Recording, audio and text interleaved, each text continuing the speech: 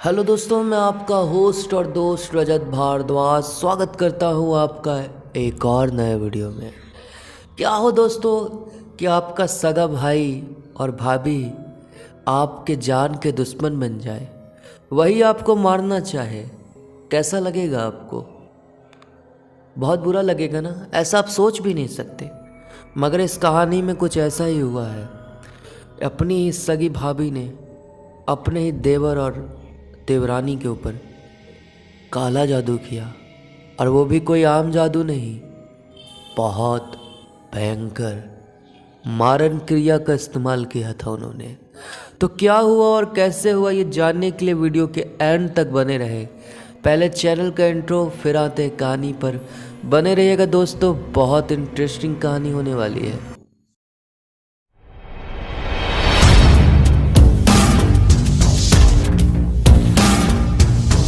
दोस्तों, ये कहानी दो भाइयों की है, राजेश और शिवनाथ। राजेश जो है वो बड़ा लड़का है और शिवनाथ जो है वो छोटा लड़का है।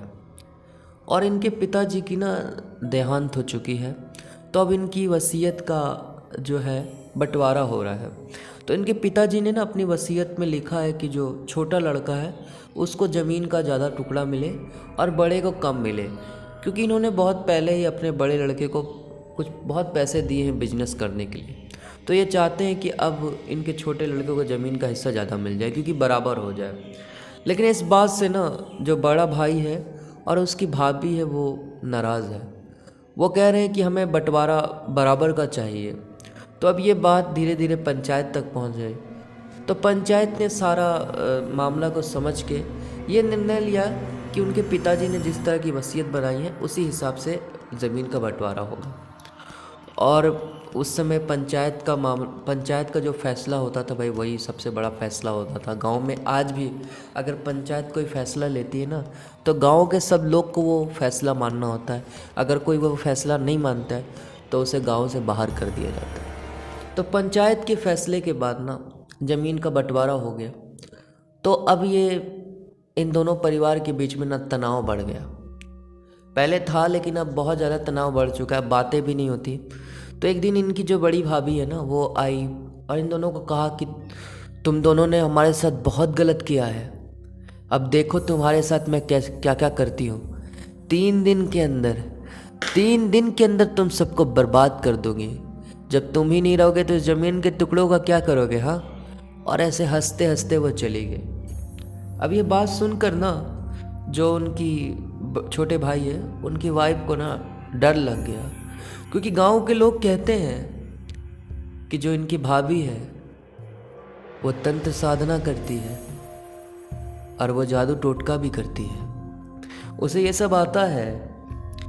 और गांव के कई लोगों ने उसे ये सब करते हुए भी देखा है और कई बार उसके ऊपर इल्ज़ाम लगे हैं। तो ये बात सुनकर इनको बहुत डर लगा कि कहीं ये भाभी हमारे ऊपर ना कुछ कर दे। तो उन्होंने यह जाके अपने पति को ये सब बातें बताई। तो उन्होंने बोला, अरे तुम भी गांव के लोगों की तरह हो गई, भाभी हमसे नाराज़ हैं, भाभी कैसी भी हो लेकिन वो ऐसा काम बिल्कुल नहीं कर सकती। वो हमसे प्यार करती है, वो हमें मतलब डांट सकती है, बड़ी है हमारी, और अभी गुस्सा है उनको, लेकिन वो हमारे साथ ऐसा कुछ नहीं करेगी, तुम चिंता मत करो। तो ये बात ख़त्म हो के ये लोग दोनों ना अब रात के समय खाना खाने लगे। अब खाना खा के ये लोग अपना आराम कर रहे थे, तभी ना इनके आंगन से कुछ आवाज़ आती है। तो ये लोग दोनों अपने गेट खोल के बाहर जाते हैं, तो इनको लगता है कि कोई औरत पार हुई है, मतलब इनके आंगन से अभी कोई औरत भाग के गई है। अब ये देख कर ना इनकी जो बीवी है वो कहती है कि मुझे तो लगता है कि भाभी थी और वो ज़रूर कुछ यहाँ पे गाड़ने आई है, उन्होंने ज़रूर कुछ हमारे साथ बुरा किया है, वो हम पे जादू टोना कर रही है। अरे तुम फिर गाँव की बातों पे आ गई। अरे कोई बिल्ली भी तो हो सकती है, ऐसा छोड़ो, वहम है हमारा, सो जाओ। और ऐसे उन्होंने बात टाली और सोने के लिए ले गए। तो ये लोग सो रहे ना। अब जो ये इनकी वाइफ है, इनके दिमाग में यही चल रहा है कि अब हमारे साथ क्या होगा क्या होगा, और इन्हें नींद नहीं आ रही है। अब ये आँख खोल के सोच रहे हैं, तो धीरे से इनको ऐसा लगा ना कोई काली परछाई इनके पास से गुजरी है। और जब वो गुजरी थी तो एक गर्माहट का एहसास हुआ इनको। पहले तो इनको लगा कि ये इनका वहम है, लेकिन ऐसा इनके साथ 2-3 बार हो गया। और अब घर में किसी के चलने की भी आवाज़ आने लगी है, दबे पाँव। और वो आवाज़ कभी इनके बगल के कमरे से आए, कभी आंगन से आए, तो कभी रसोई से। अब धीरे धीरे इनको डर लग रहा है। ये समझ गई कि ये सब सारा खेल इनकी भाभी का किया हुआ है। और अब ये बात अगर ये अपने पति को बताएंगे तो उन्हें यकीन नहीं होगा। उन्हें साबित करने के लिए कुछ दिखाना ही पड़ेगा। तो ये इस मौके की तलाश में है कि कुछ ऐसा हो कि इनके पति को भी यकीन हो। तो अब ये धीरे धीरे कोशिश कर रहे हैं नींद आने की, लेकिन इन्हें डर के मारे नींद नहीं आ रही। ऐसे ही सुबह हो गई। सुबह होने के बाद ये लोग बैठे हुए थे और चाय पी रहे थे अपनी गेट के पास, मतलब बाहर आंगन के पास। तो अंदर से ना कुछ गिरने की आवाज़ आई, बहुत कस की आवाज़ आई। तो ये लोग अंदर जब गए तो देखा जो इनके पिताजी की फ़ोटो थी ना, वो गिर गई है और वो टूट गई है।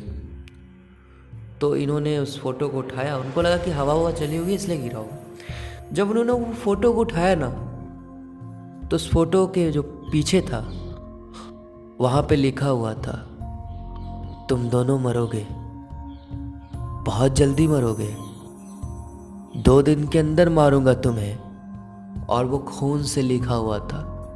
ये पढ़ते ही ना जो उनका जो पति था, मतलब आपका शिवनाथ जी, उनके हाथ से वो फ्रेम फिर गिर गया डर के मारे।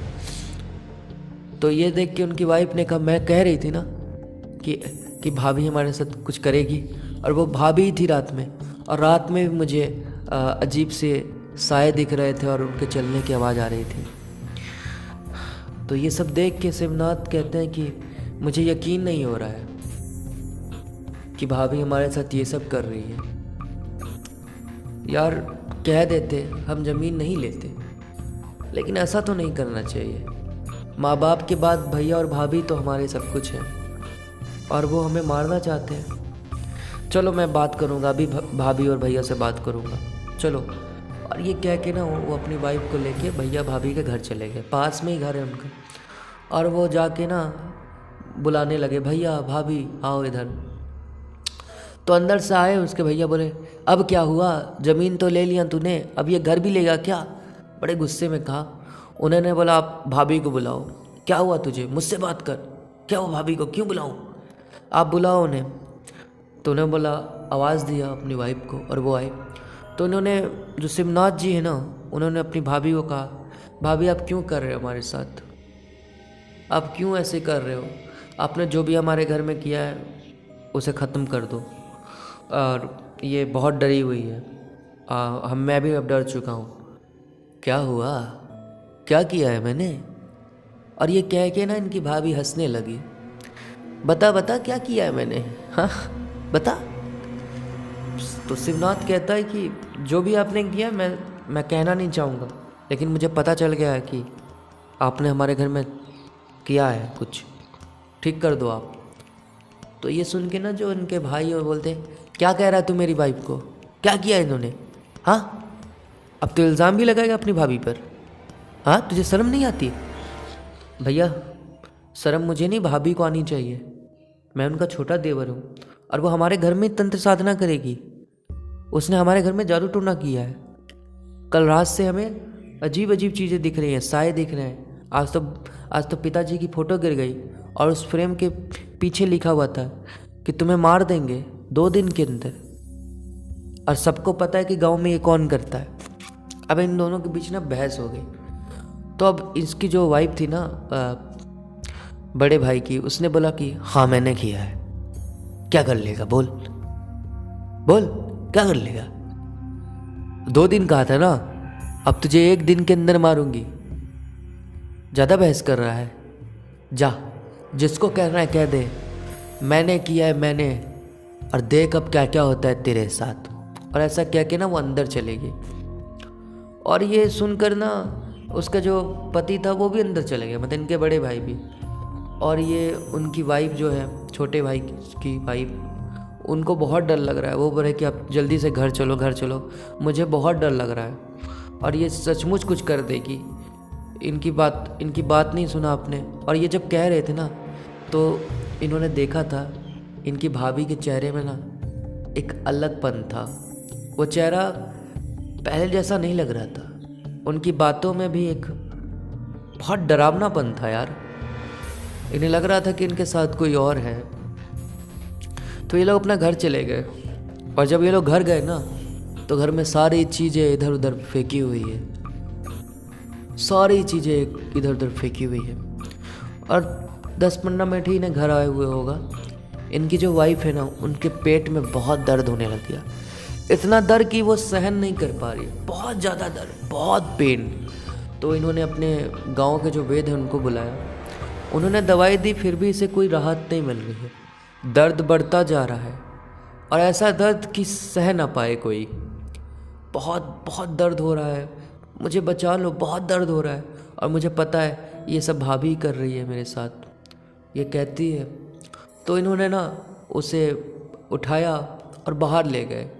बाहर लेके जाने के बाद जो पास में इनका एक हनुमान मंदिर था, वहाँ ले जाके इन्होंने ना वो टीका लगा दिया।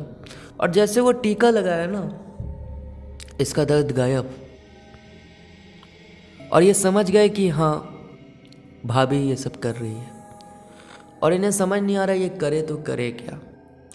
तो जो पंडित जी थे, हनुमान जी की पूजा कर रहे थे, उन्होंने इन्हें सीढ़ी पे बैठा हुआ देखा और परेशान देख के इन्होंने पूछा, क्या हुआ बेटा, क्यों परेशान हो?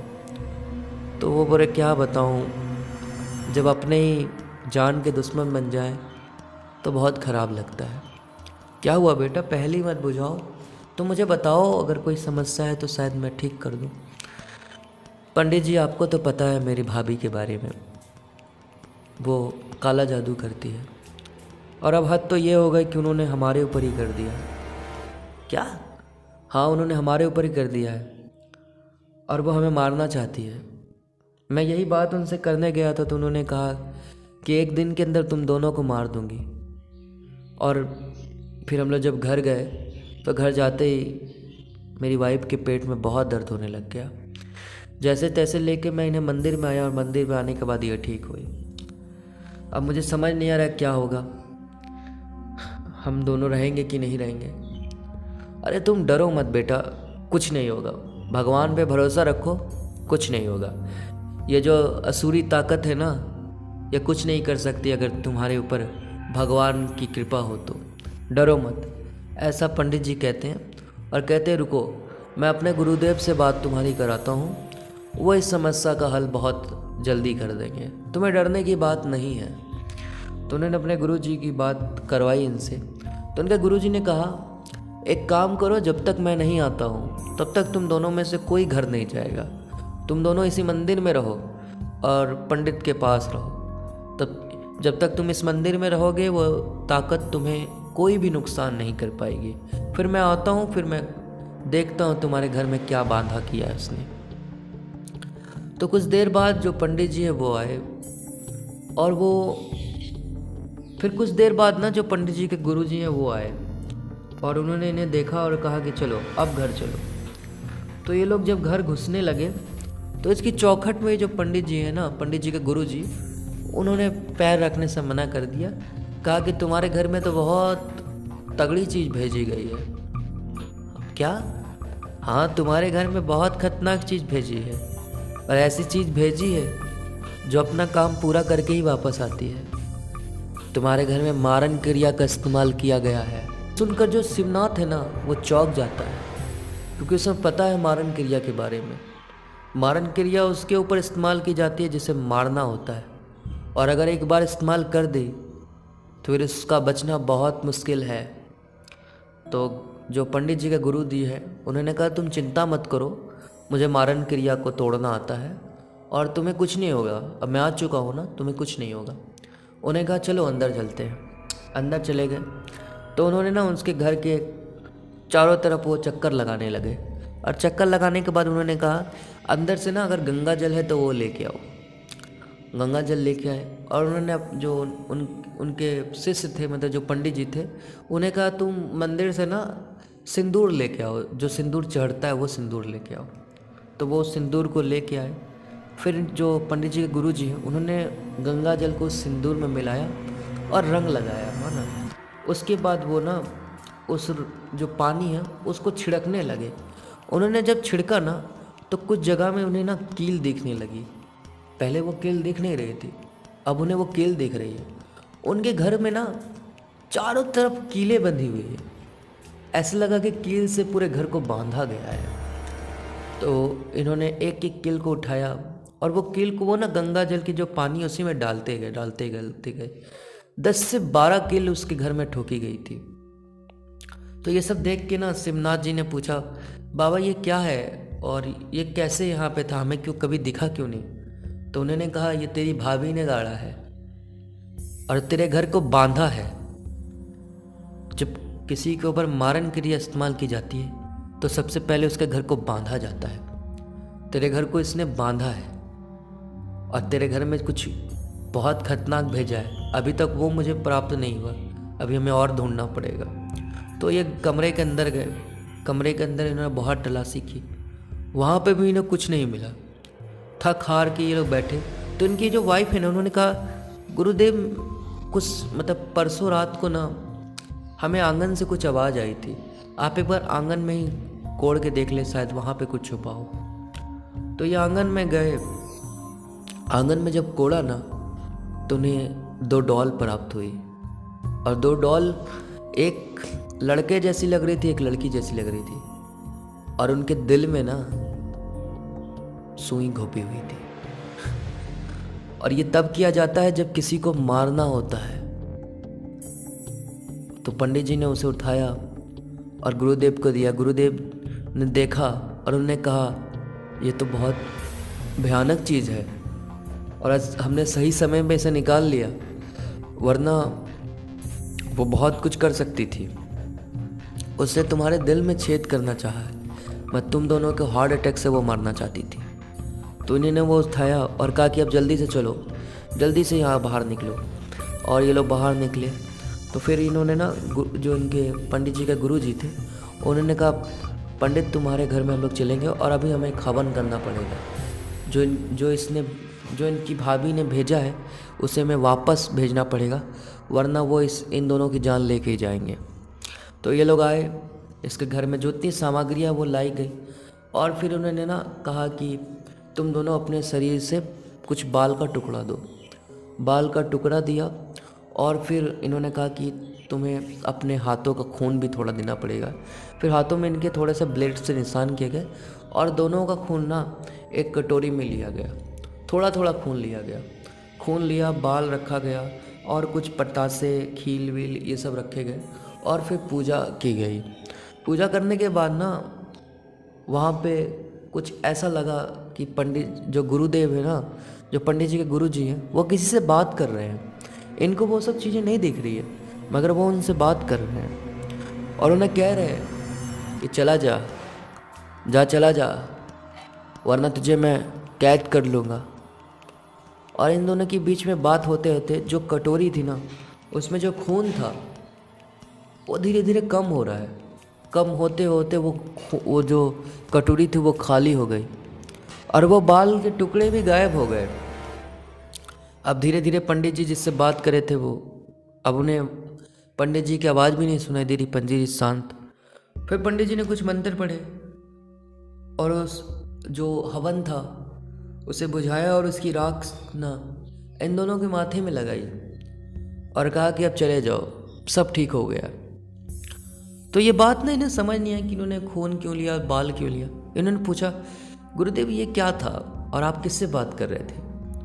तो उन्होंने कहा कि जो शक्ति तुम्हें लेने आई थी मैं उसी से बात कर रहा था और वो ऐसे नहीं जाती, तुम्हारे शरीर का कोई अंग उसे अपने साथ लेके जाना ही पड़ता, क्योंकि ऐसी शक्तियों का ना किसी को लेके जाने के लिए ही बुलाया जाता है और वो अपना काम किए बिना नहीं जाती।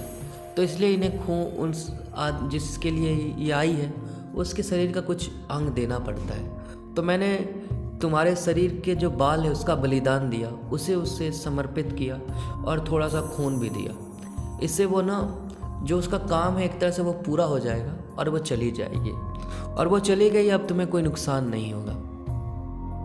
और अब तुम मुझे अपनी भाभी के पास ले के जाओ, मुझे उसे भी ठीक करना है, वरना वो इस गांव के लिए खतरा बन जाएगी।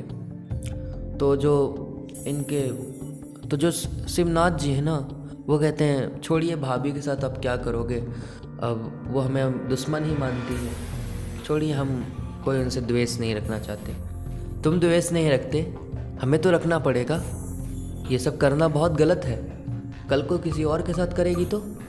और ऐसा जो पंडित जी का गुरु जी है ना, उन्होंने कहा, और पंडित जी ने बोला हाँ आप ये बात तो सही कह रहे हैं। तो ये लोग रेडी हो गए, और जो शिवनाथ जी है ना, वो पंडित जी के गुरुदेव को लेके आ गए भाभी के घर में।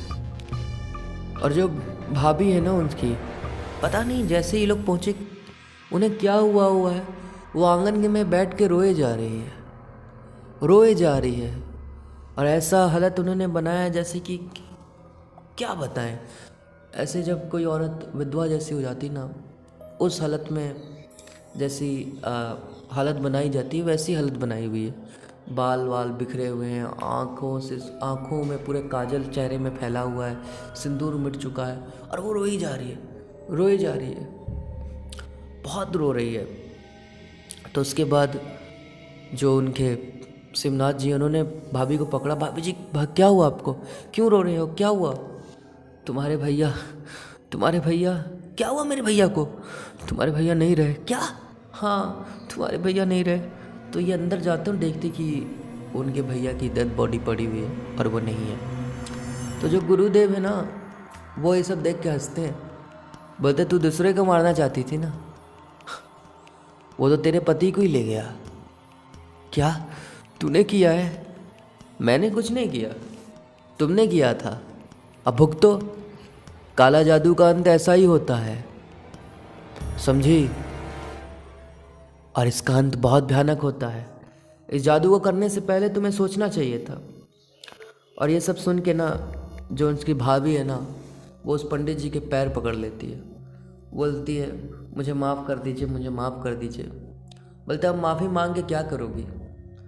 तुम्हारी गलतियों की सारी सज़ा तो तुम्हारे पति को मिल गई, और तुमने जो अपने भाई को, अपने देवर को मारने के लिए जो चीज़ भेजी थी, वो तो तुम्हारे पति को ही ले गई। हाँ, अब क्या करोगे? और ये सुन के ना उसे बहुत दुख होता है। और इसके बाद ना गुरुदेव कहते कि अब एक ही चीज़ है जो तुमको आती है, वो सारी चीज़ें छोड़ दो और भक्ति की ओर आओ। ये तंत्र वंत्र को छोड़ दो, वरना तुम्हारा अंत और भी खतरनाक होगा। पहले ही तुम्हारी पति को यह सज़ा मिल चुकी है, और अब तुम्हारे पति की आत्मा भी शांत नहीं होगी, क्योंकि जिस तरह की ताकत ने तुम्हारी पति को मारा है वो कैद कर लेगी। अगर वो तुम्हारे अपनी पति की आत्मा को शांत करना है तो तुम्हें ये सारी शक्तियों को छोड़ना पड़ेगा और सही रास्तों पे आना पड़ेगा। तो ये सब सुनकर उसकी पत्नी भावुक हो जाती है और बोलती कि आप उनकी आत्मा की शांति के लिए सब कुछ करें, मैं ये सब छोड़ दूंगी। तो इसके बाद पूजा वूजा होती है उसके पति की आत्मा को शांति कराने के लिए। पहले तो उनकी लाश को जलाया जाता है, और उसके बाद ना उनका पिंडदान होने के बाद कुछ शांति हवन होता है। शांति हवन होने के बाद ना जो उनकी भाभी है वो भी अपना जो सारी ताकत है वो एक मटके में भरती है और उसे वो पानी में विसर्जित कर देती है। और फिर अब सब कुछ नॉर्मल है, भाभी भी अब देवर के साथ ही रहती है और दोनों अब सब पूरा परिवार मिल के रहते हैं। बस दुख की बात यह है कि उसके बड़े भाई नहीं रहे, क्योंकि बड़े भाई ने ना अपनी वाइफ को कभी रोका नहीं गलत करने से। पति का कर्तव्य बनता है कि वो अपनी पत्नी को रोके अगर उसकी पत्नी कुछ गलत कर रही है। तो यही सज़ा उनको मिल गई, और बहुत ज़्यादा बड़ी सज़ा मिल गई, उनकी मौत हो गई। तो बताएं दोस्तों कहानी कैसी लगी, अच्छी लगी तो लाइक करें, चैनल पर नए हैं तो सब्सक्राइब करें। फिर मिलते हैं दोस्तों ऐसी नई कहानी के लिए। अभी के लिए बस इतना ही दोस्तों।